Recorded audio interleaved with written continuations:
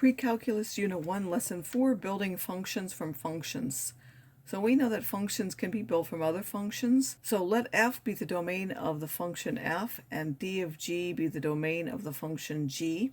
For the sum, the difference, and the product, they will all have d, which is the values that are in both domains, if you like. So it's the intersection of these two. So it has to be the ones that are in both of those.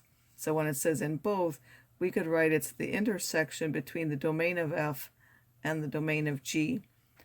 In order to this notation, f plus g, so the sum function means we simply add the functions. The difference functions is the difference in the functions. If I do f minus g, it would be f minus g. If I were to write g minus f, then I would put g first and subtract f.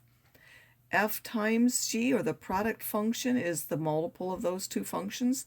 And then the quotient function, f over g, would be f of x over g of x. If there's another quotient function, g over f, which would put g at the top and f at the bottom.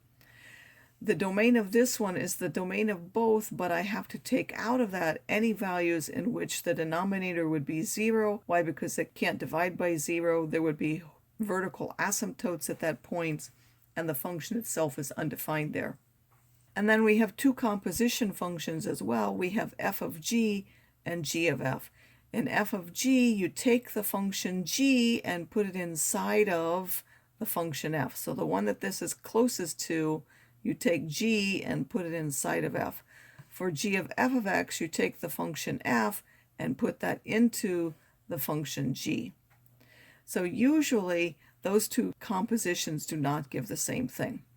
To find the domain of a composition function, you have to look at when you make this substitution. As soon as you make that substitution, what would be the domain of the resulting function as soon as you put it in? Not after you've simplified, but as soon as you put that in there, what would the domain of that function be? So we'll look at examples of that. Suppose we have a function which is x squared minus 3 and another function g, which is the square root of x minus 1. Give a formula for each new function, and if they ask for a specific value, what would that be? So f plus g of x means that you would take the function f and add the function g, which you would simply write like that. It can't be simplified. And then if I want f plus g of 3, well, first of all, I have to know, is it in the domain? Well, this part I can put anything because it's a quadratic, so that has a domain of minus infinity to infinity. This part I need x minus 1 is bigger than 0, so I need x bigger than or equal to 1. The intersection of those, of course, is just bigger than or equal to 1, so the domain would be from 1 to infinity. 3 is in there, so I can put 3 into this function. I simply put 3 wherever I see x, and I will get 6 plus the square root of 2. F minus g of x, again, will have the same domain as that, and f times g will also have the same domain as that. So f minus g, we subtract the functions.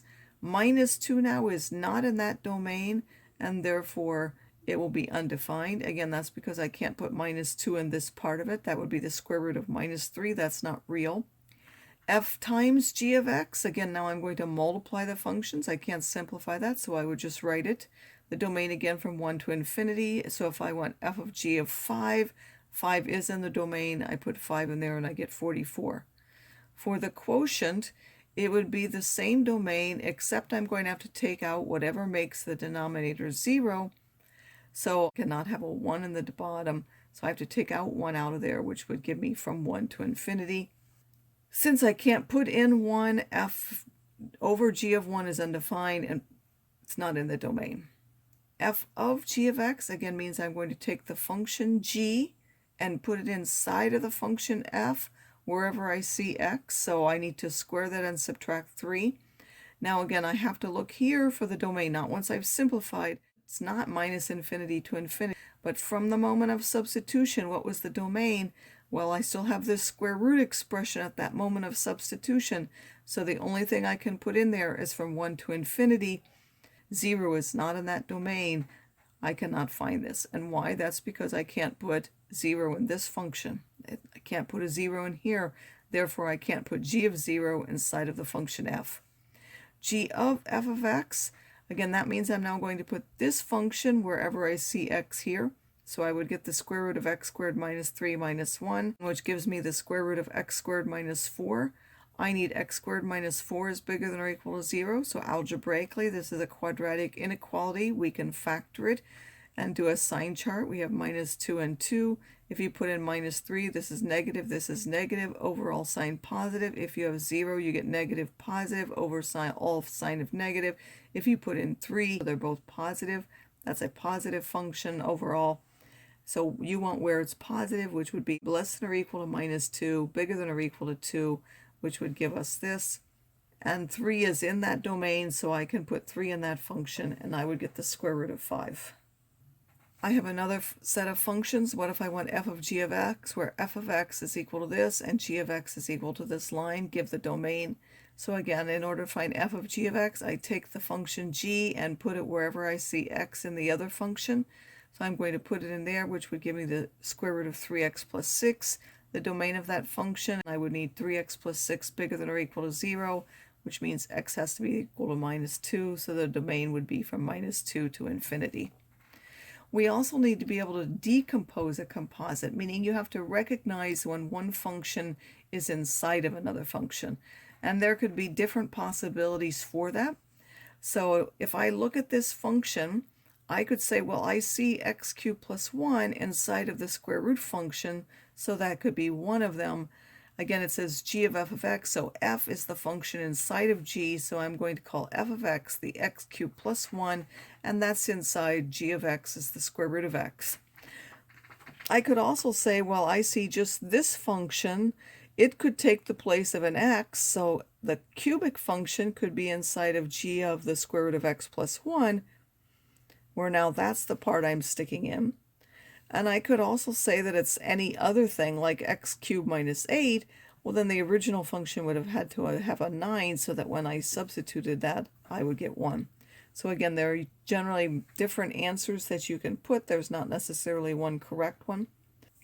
And the last thing that we're going to look at is that we have relations that we know that they fail the vertical line test, and therefore it's not a function, but it's still a relation. Well, a lot of times we can split that relation to 2 or more parts so that each part is a function, and those are called implicitly defined functions.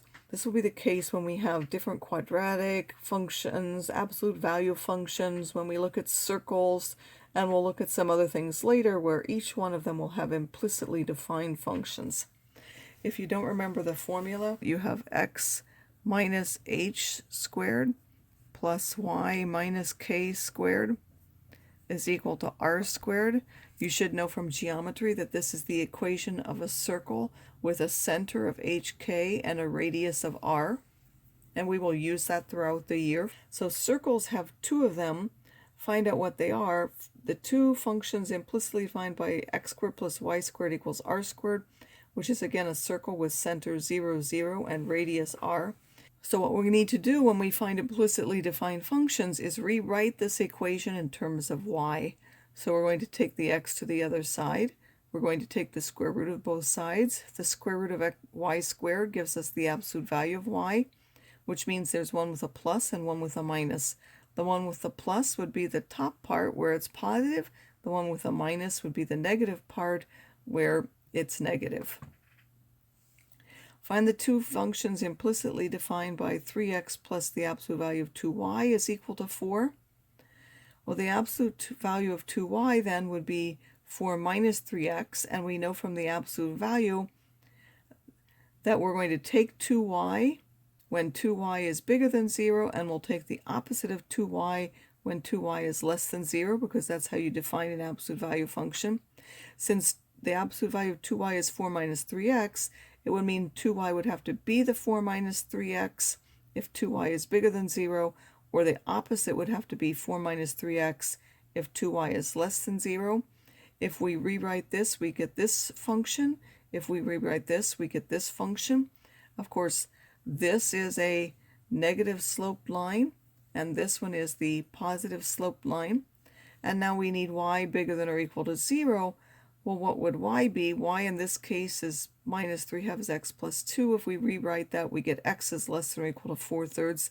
And if you take this one and rewrite where it's less than 0, that would mean that this line 3/2 x minus 2 has to be less than 0 If you get that, you will also get that x is less than or equal to 4/3. So both parts are only defined on the part less than 4/3, so this part are not actually possible.